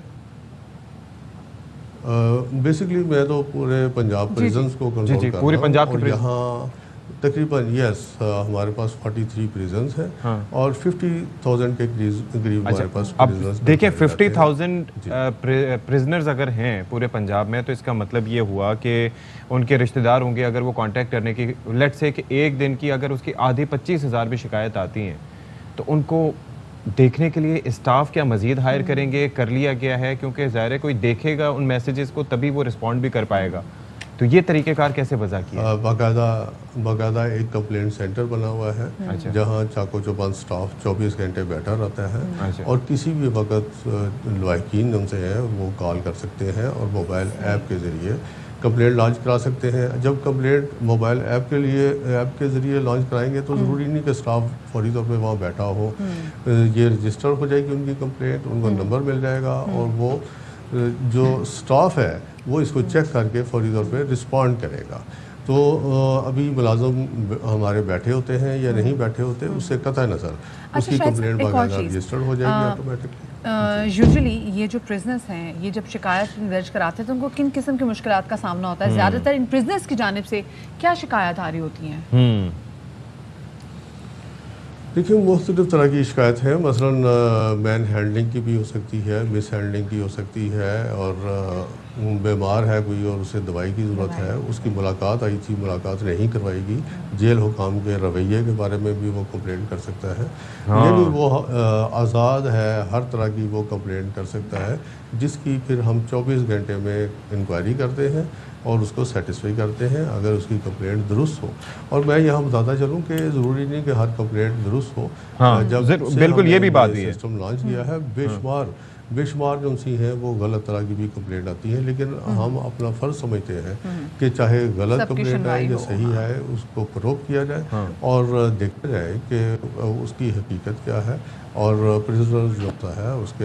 अच्छा, और ये आइडिया कहाँ से लिया गया सर? ये मतलब ये ज़ाहिर है कि ये एक बड़ा अच्छा आइडिया है, ये कहाँ से लिया गया और इसके ऊपर अभी तक ज़ाहिर है हमारे साथ आईजी साहब? खैर आईजी ठीक हमारे साथ नहीं है।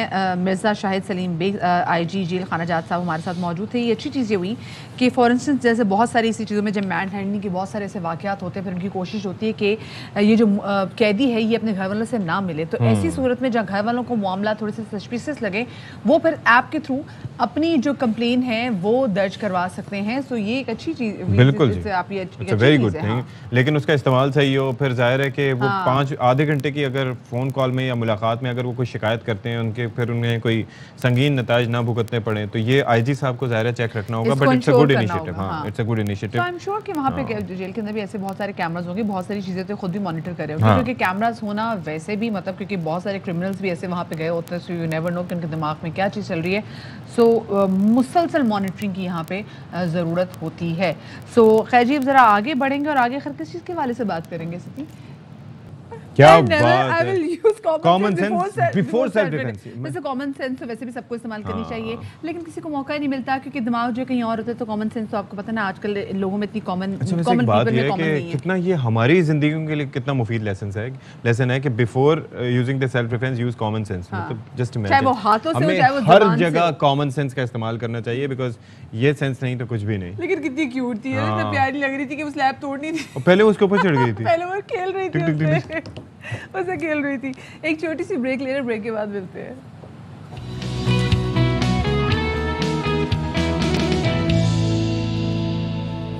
अच्छा जी, अब बात कर लेते हैं हज की, जहां कोविड की बायस हमने ये देखा था कि लोग हज नहीं कर पा रहे थे, फिर लिमिटेड नंबर सामने आया, फिर अब अल्हम्दुलिल्लाह लोग जो है वो हज कर पाएंगे।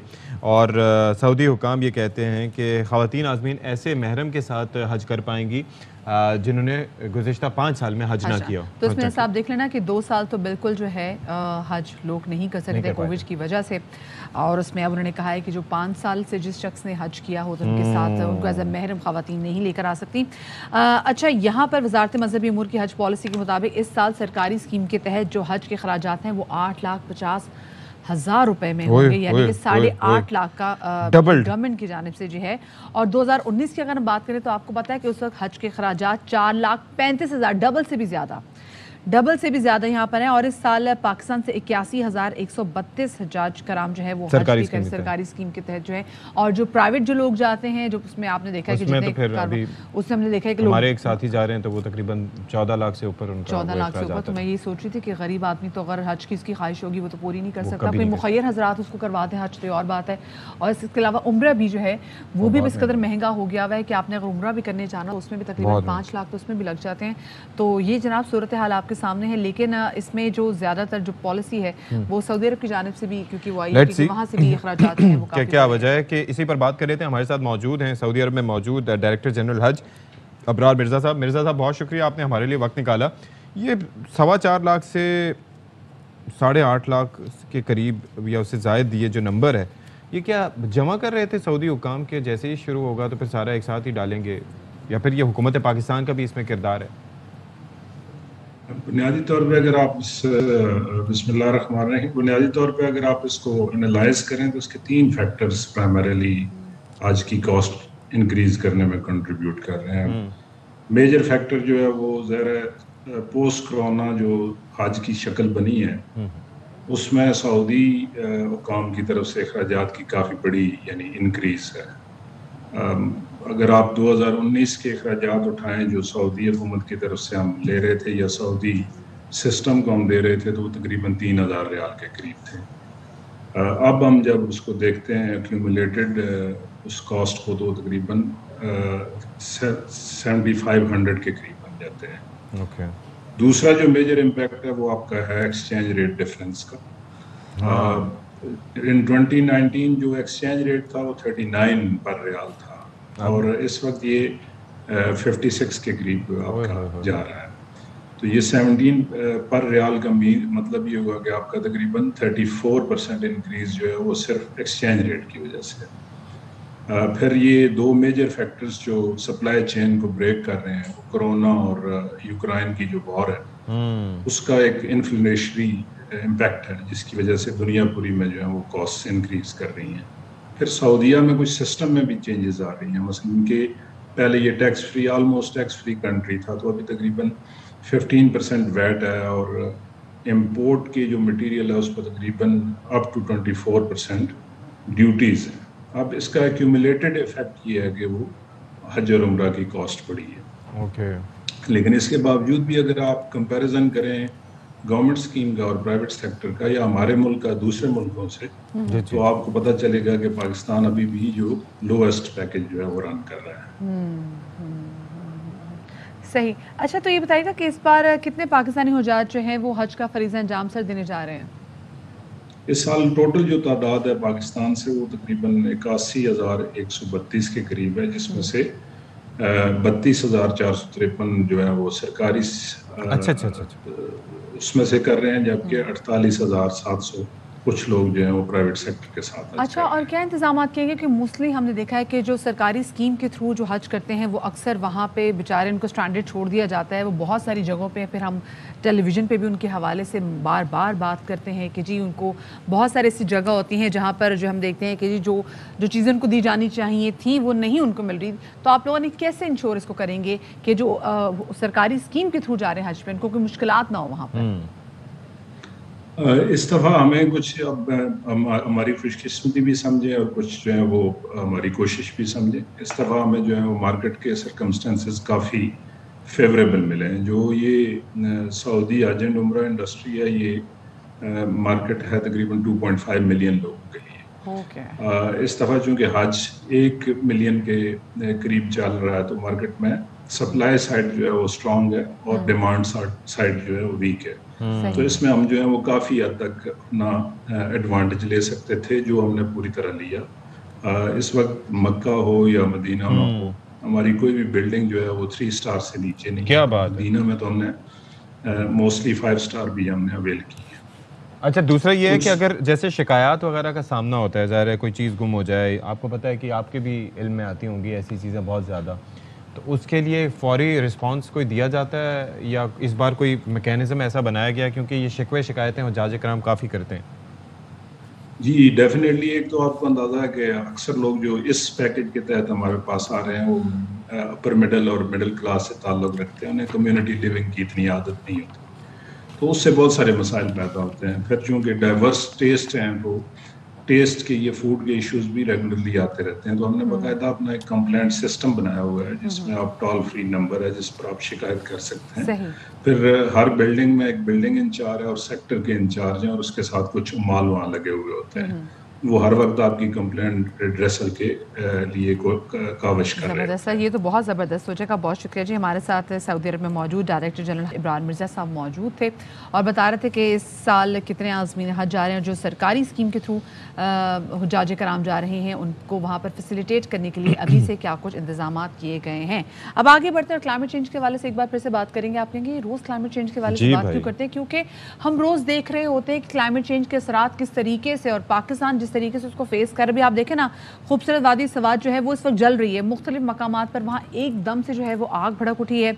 और ये जो आग लगना जंगलात में, ये ऐसा लग रहा है कि सती ये मामूल का हिस्सा बनता चला जा रहा है। कभी बलोचिस्तान में शरानी में हम देख रहे हैं कि वहाँ पे आग लग रही है, आपने अपने गाँव का तस्करा किया, वहाँ पर कैसे लगी। हमने मारगला की बात की, मारगला जी वहाँ मारगला हिल्स में भी इस तरह से आग लगी। अच्छा, कल हमारे साथ जो माहिर माहौलियात है वो भी एक फिनोमिना शेयर कर रहे थे कि किस वजह से टेम्परेचर एक हद से ज़्यादा बढ़ता है, जी बिल्कुल, तो उससे आग लगने के चांसेस। और फिर आपको पता है वो मारगला वाली फायर में भी बताया था कि जैसे अगर फर्ज करें शीशा पड़े हो और उसके ऊपर सनलाइट पड़ी और रिफ्लेक्शन कर रहा हो, उससे भी जो है वो देर आर चांसेस।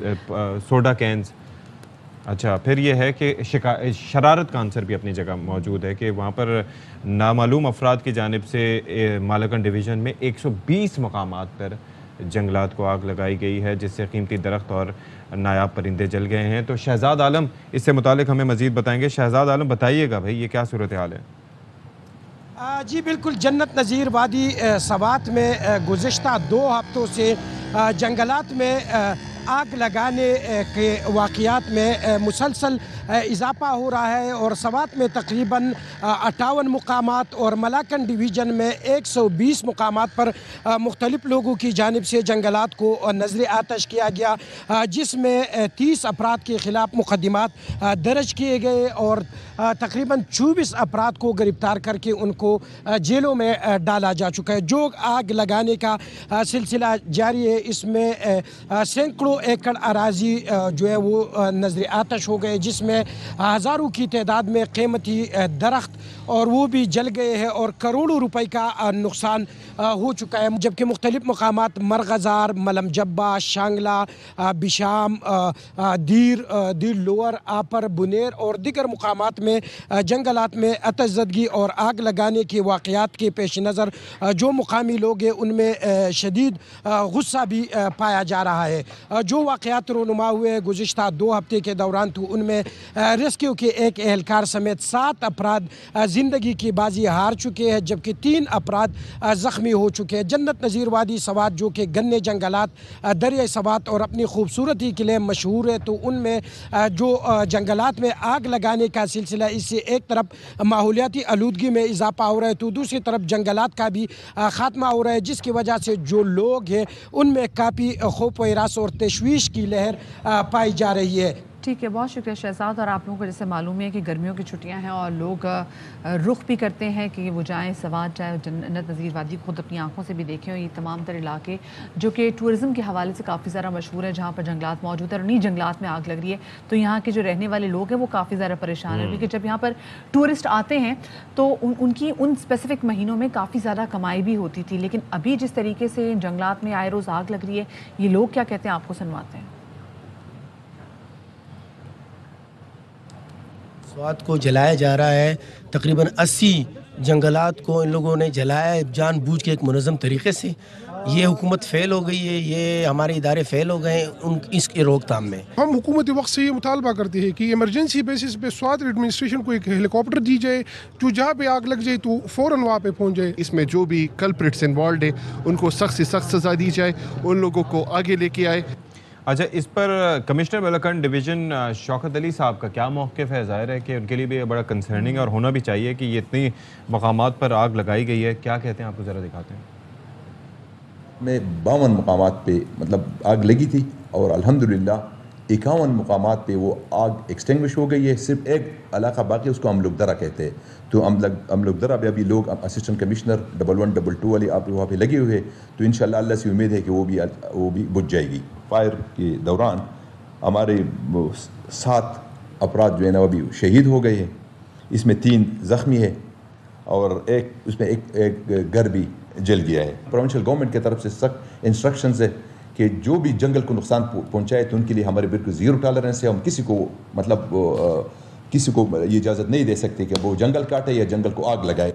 किसी को इजाज़त नहीं है कि वो जंगल काटे या जंगल को आग लगाए, लेकिन मैं वो नफ्सियात समझने की कोशिश कर रही हूँ सती, जिसकी वजह से लोग जाके जंगलात में आग लगा रहे थे। चलें ठीक है, पिकनिक का भी फैक्टर, लोग अपने सिलेंडर साथ में ले जाते हैं, फिर उसके बाद चीज़ों का ख्याल नहीं रखते, वहाँ पर अचानक शरारत की वजह क्या है? लेकिन ये शरारत कौन सी शरारत है कि आपने जंगलात में आग लगा दी? आपको पता है ये तो कत्ल है, क्योंकि ये जो जंगलात में जो यहाँ पे आप दरख्त देख रहे होते हैं ना, यहाँ पर बड़े डिफरेंट किस्म के परिंदे जो हैं वो रह रहे होते हैं। जहालत है बेसिकली, ये जहालत है। आप उनको मार रहे हैं, आप उनके घोंसले जला रहे हैं, आप उनको मार रहे हैं।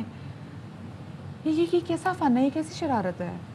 मैं समझने से कहा सकता हूँ। तो जो ये कर रहे हैं उनके खिलाफ सख्त सजा होनी चाहिए। मैं तो कहती हूँ उनको उम्र कैद होनी चाहिए। उनको पता चले कि आप जंगलात सिर्फ नहीं जला रहे, आप हमसे हमारे आने वाले दिनों में सांसें छीन रहे हैं। छोटी सी ब्रेक के बाद मिलते हैं।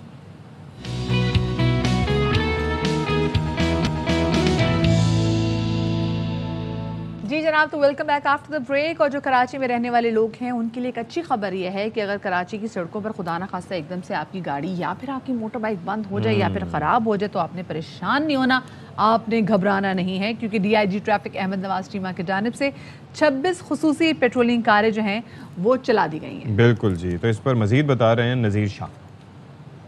बिल्कुल देखिए, DIG ट्रैफिक अहमद नवाज चीमा की जानिब से कराची की शहरियों की मदद के लिए अहम कदम उठाया गया है। मैं इस वक्त डिस्ट्रिक्ट साउथ अब्दुल्ला हारून ट्रैफिक सेक्शन में मौजूद हूँ और बताया जा रहा है कि कराची में 26 पेट्रोलिंग गाड़ियाँ चलाई जा रही हैं। उनका मकसद क्या होगा ये हम जानेंगे सेक्शन ऑफिसर नवाज सयाल से। DIG ट्रैफिक अहमद नवाज चीमा साहब की तरफ से इकदाम किया गया है। पूरे सिटी के अंदर 26 कार चलाई गई हैं। ये बेसिकली इसका मकसद जो है मीनफुल हेल्प है कि किसी का शहरी का जो पेट्रोल ख़त्म हो जाता है उसको इतना पेट्रोल हमने प्रोवाइड करना है ताकि मंजिल मकसूद तक पहुंच जाए पेट्रोल पंप तक। अच्छा, जंप वायर भी इसके अंदर प्रेजेंट है, आप चेक कर सकते हैं। उसका मकसद है किसी की ऑटो गाड़ी ख़राब हो जाती है तो उसको हम स्टार्ट कर सकें। टो चैन वायर मौजूद है, इसके अंदर ट्रैफिक कोन्स मौजूद हैं। अगर किसी की गाड़ी का एक्सीडेंट या ख़राब हो जाती है, ये गाड़ी जब तक वहाँ प्रेजेंट रहेगी उसके आगे पीछे कोन लगा के उसको सिक्योर करेगी। उसके अलावा इसके अंदर हमने फर्स्ट एड बॉक्स रखा है, कोई मामूली जख्मी होता है तो उसको हम फर्स्ट एड दे सकें। बिल्कुल देखिए, ये वो गाड़ी है, इनकी जानिब से मुकम्मल तफसीली बताया गया। ये पेट्रोल फोर्स साउथ की गाड़ी है। DIG ट्रैफिक अहमद नवाज चीमा का ये बहुत अच्छा इकदाम है। कोई भी शहरी अब सड़क पर खड़ा होगा तो ट्रैफिक पुलिस की 26 गाड़ियां जो तमाम अहम मकामात पर मौजूद होंगी वो उनकी मदद कर सकेंगी। जी चलें जी, ज़बरदस्त जी, ज़बरदस्त, बहुत अच्छी बात है और ये इनिशिएटिव होना चाहिए और आई होप कि इससे लोगों को फ़ायदा भी पहुंचेगा। अच्छा जी, हम ज़रा एक बार फिर से तज़किरा कर लेते हैं। एक तो ईद कुर्बां की आमद है और उसके लिए हम देख रहे हैं कि मवेशी मंडियाँ सजाई जा रही हैं। दूसरी जानिब ये जो लंपी डिजीज़ है ये अभी तक पीछा नहीं छोड़ रही, क्योंकि हमने ये भी देखा है कि ये भी जो इम्पोर्टेड जानवर जो हैं उनकी वजह से ये हो रहा है। अब महकमा लाइव स्टॉक की जानिब से वैक्सीनेशन के लिए प्रॉपर जो अरेंजमेंट्स नहीं किए गए हैं जिसकी वजह से लोगों की मुश्किलात में मजीद इजाफा हो रहा है। बिल्कुल जी, और हो ये रहा है कि सिंध से अब पंजाब में भी इस चीज़ का जो है ख़तरा पैदा हो गया है। मुजफ्फरगढ़ से रिपोर्ट कर रहे हैं नवीद फरियाद डोगर। महकमा लाइव स्टॉक पंजाब की जानिब से वैक्सीनेशन का मौसर इकदाम न होने की वजह से जनूबी पंजाब में जानवरों में बढ़ती हुई लंपी स्किन की बीमारी से मवेशी पाल हजरात खासे परेशान दिखाई देते हैं। ये खतरनाक बीमारी अब तक जिला मुजफ्फरगढ़ में 200 से जायद जानवर निगल चुकी। लंपी स्किन की बढ़ती हुई बीमारी के बायस फार्मर्स को खतरात लाहक हैं कि ईद कुर्बां पर जानवरों की खरीदो फरोख्त में काफी हद तक कमी वाक़या हो रही है। लेकिन जी बीमारी है सही जानवर तो सही रेट नाल बिके। असा जितने जानवर लाद के वहने हैं इतनी खर्चा उठा के उन्हें बोला वापस घन के आंदे खड़े हैं। गवर्नमेंट को चाहिए है कि ये सही निज़ाम इंतज़ाम करें, जेडे सही जानवर हैं उन्होंने को तो चेक करके खरीद और फरोख्त वास्ते इस्तेमाल किया वजे। महकमा लाइव स्टॉक जो है लिम्पी स्किन बीमारी को काबू नहीं पा रहा। जिसके 2 जानवर उसको 6 बैल गाय उनके जानवरों के वो जो मैसेजेस आ रहे हैं वो बोगस एंट्रियाँ हैं। इसके अलावा महंगाई इतनी है, जो बीमारी का अरूज है, हमारे जो जानवर हैं हम मुकम्मल तौर पे जो बछड़ा पालते हैं उसको तकरीबन 2 से 2.5 लाख रुपए जो खर्च आता है वो भी पूरा नहीं हो रहा। लंपी स्किन के हवाले से वेटरनरी डॉक्टर अब्दुल शकूर करनी का कहना है, लंपी स्किन एक वायरल बीमारी है। इसका जो ओरिजिन है वो बेसिकली अफ्रीका कंट्रीज़ हैं। ये अब ये जो इसकी जो आउटब्रेक है ये पाकिस्तान में भी काफ़ी हद तक फैल चुकी है। महकमा लाइफ स्टॉक की जानिब से लंपी स्किन पर अगर काबू ना पाया गया तो कुर्बानी के लिए तैयार जानवरों की अमवात में मजीद इजाफा होगा। फार्मर्स ने वज़ीर आला पंजाब से ये मुतालबा किया है कि लंपी स्किन के कंट्रोल के लिए मुअस्सर इकदाम करने के साथ साथ मंडियों में भी डॉक्टर तैनात किए जाएँ ताकि इनके जानवर जो है वो फरोख्त के काबिल हो सकें। कैमरा टीम के साथ नवीद फरियाद डोगर, ARY न्यूज़।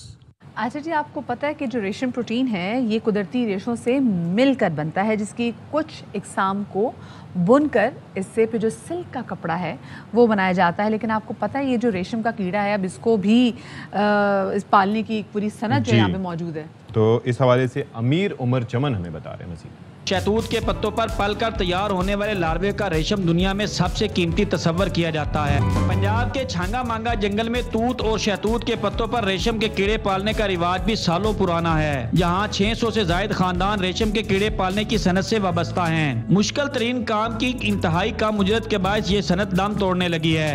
असी ना भी कीड़े फिर निकलते ने, फिर असी उन्होंने पालीदा है, पाल के ਅਸੀਂ ਤਾਂ ਪਹਿਲੇ ਨੀਂਦਰ ਉੱਠਦੇ ਨੇ, ਫਿਰ ਅਸੀਂ ਪੱਤਰ ਲਿਆ ਕੇ ਪਾਈ ਦੇ, ਨਿੱਕੇ ਨਿੱਕੇ ਹੁੰਦੇ ਨੇ, 3-3 ਖੁਰਾਕਾਂ, 4-4 ਖੁਰਾਕਾਂ, 5-5 ਖੁਰਾਕਾਂ।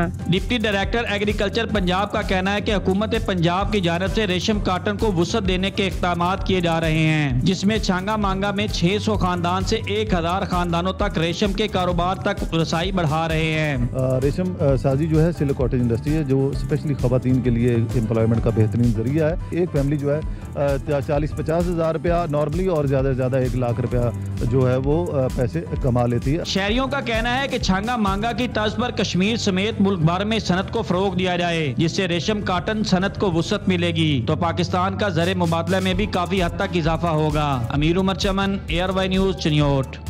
वैसे देखें अल्लाह की कुदरत है कि किस तरीके से ये जो कीड़े हैं ये आहिस्ता आहिस्ता मुझे वो एक तरह से जाल बुन रहे हैं और फिर उससे रेशम का कपड़ा और फिर उसके अंदर इनकी मौत भी हो जाती है, बुन बुन के।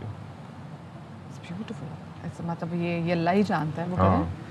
एक ये तमाम तो चीज़ें गोरख तंदा है जो कि हम समझ नहीं सकते और अल्लाह पाक की कितनी खूबसूरत कुदरत है। आप देखें कुछ छोटा सा नज़ारा तो हमने आपके सामने पेश भी किया। और हर मामले में अल्लाह ताला अपनी कुदरत दिखाता है और फिर बताता है कि हाँ जी ये है, और जिन लोगों ने इसको तलाश किया उनको भी अल्लाह ताला ने इसी से मुतालिक अक्ल दी होगी। बिल्कुल, बेशक वरना हमारी जुमे का दिन है, हाँ। आज जुमे का दिन है, अपनी दुआओं में सबको याद रखिएगा। जाहिर है कि अपना दिन बहुत अच्छे से गुजारिएगा। स्पेसिफिकली दानियाल अजीज साहब को उनका बहुत बुरा एक्सीडेंट हुआ है और जो भी लोग मुश्किलात से दो चार हों, हर किसी के लिए आसानी अल्लाह ताला पैदा करे। और एक और चीज़ है, आई एम वेरी एक्साइटेड क्योंकि मैं देख रही हूँ साउथ एशिया इंडेक्स की जानिब से भी खैर उन्होंने तो ये ट्वीट कर दिया है कि पाकिस्तान को फैट की ग्रिले से निकाल दिया गया है।